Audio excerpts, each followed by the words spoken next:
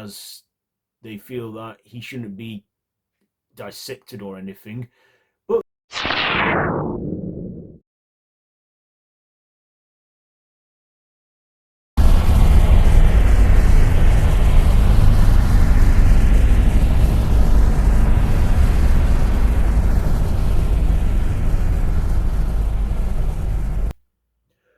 why, hello there YouTube, and welcome back to Freaky Future Month on Random Horror. This month, January, Freaky Future Month, every Monday, Friday, Freaky Future Reviews.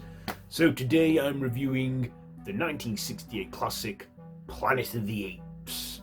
Yes, which is directed by Franklin J. Scafano or something, based on the French novel Planet of the Apes by Pierre Boulez. Starring Charlton Heston, Robby McDowell, Maurice Evens, Kim Hunter, James Daly, James Whitmore, and Linda Harrison. So this follows astronauts George Taylor and his remaining crew, which are two others, that crash land on this planet after waking up from cryostasis on a space mission, and they find themselves on this strange planet, only to find feral humans on there, but then discover that apes are the superior beings. Gorillas are like the authorities, the army, the police. Chimps are like the scientists and the teachers, and orangutans are like the politicians and the scientists and stuff.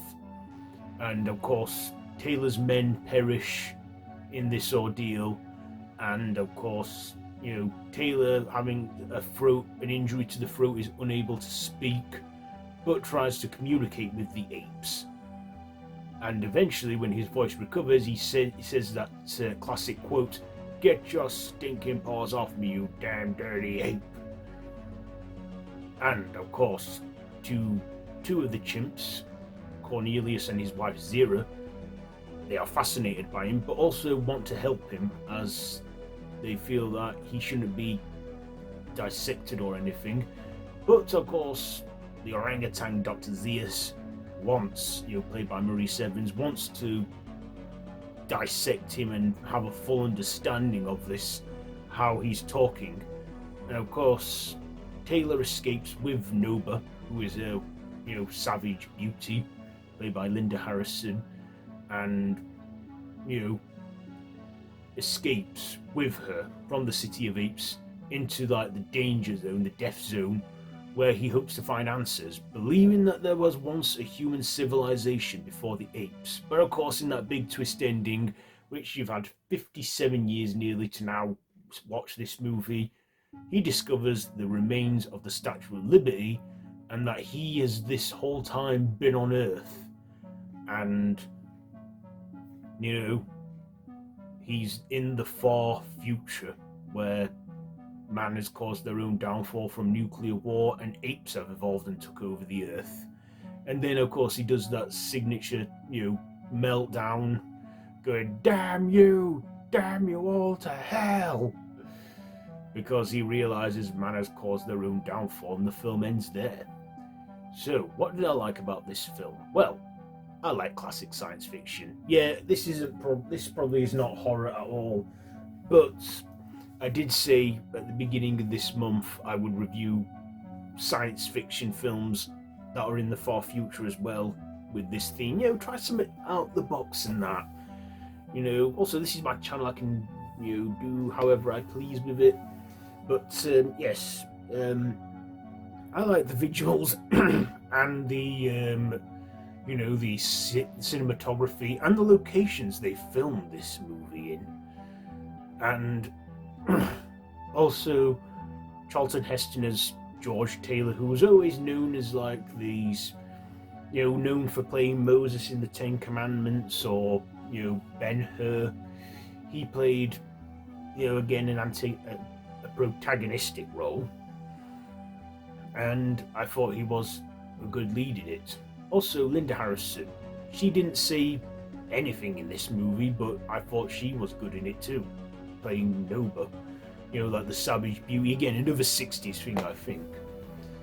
But I gotta put, credit where it's due on the makeup effects for the apes. the actors in those makeup and prosthetics, yeah, they, you know, pretty decent makeup effects for its time. And when I was a little kid, when I first watched these movies, I genuinely did think that they were actual apes. And I thought, you know, good makeup, especially on the chimps and the gorillas. The orangutans, they, they were decent enough, but the best ones I think were the gorillas and the chimps, especially on Roddy McDowell and Kim Hunter playing Cornelius and Zera. And Roddy McDowell would go on to take on the franchise as his lead. Um, Also, the city they had for the location was done great, and this was a good like what if scenario. Like, what if the evolutionary process was reversed and apes were the superior beings, as Charlton Heston says in the trailer.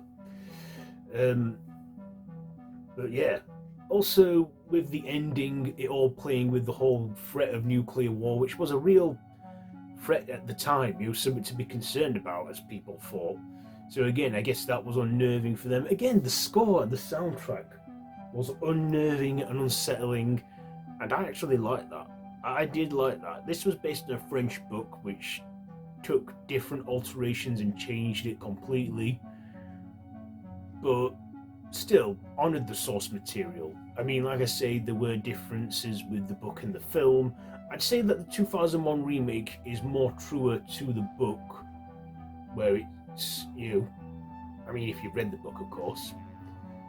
But yeah, Planet of the Apes would go on again to be a popular franchise and would spawn 4 sequels and a limited animated series and a live action TV series, and even a remake and then a rebooted franchise years later in the 20th century with Rise, Dawn, War, and Kingdom of the Planet of the Apes.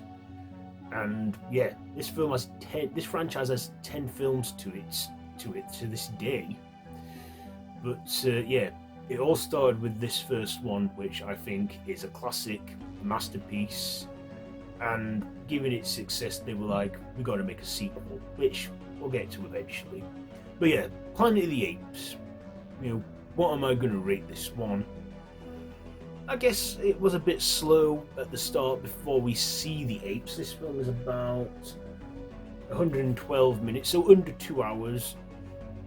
Took a while to get going, where we focus on Taylor and 2 of his remaining men traipsing through like the dangers at the dead zone and discovering the humans and stuff. But it soon got going with the apey madness. So I will give Planet of the Apes, I'll give it 4.5 digits out of 5. 4.5 digits out of 5 for Planet of the Apes. So there you go. There is my review for today. Have you seen this one? Let me know what you think down below in the comments. If you like this video, be sure to give it a big thumbs up. Share with your friends and feel free to subscribe to the channel if you haven't already, and to hit that notification bell. All of my social media links are linked down below, so yeah. I'll be back with more freaky future reviews, soon, and yeah, until next time, don't have nightmares.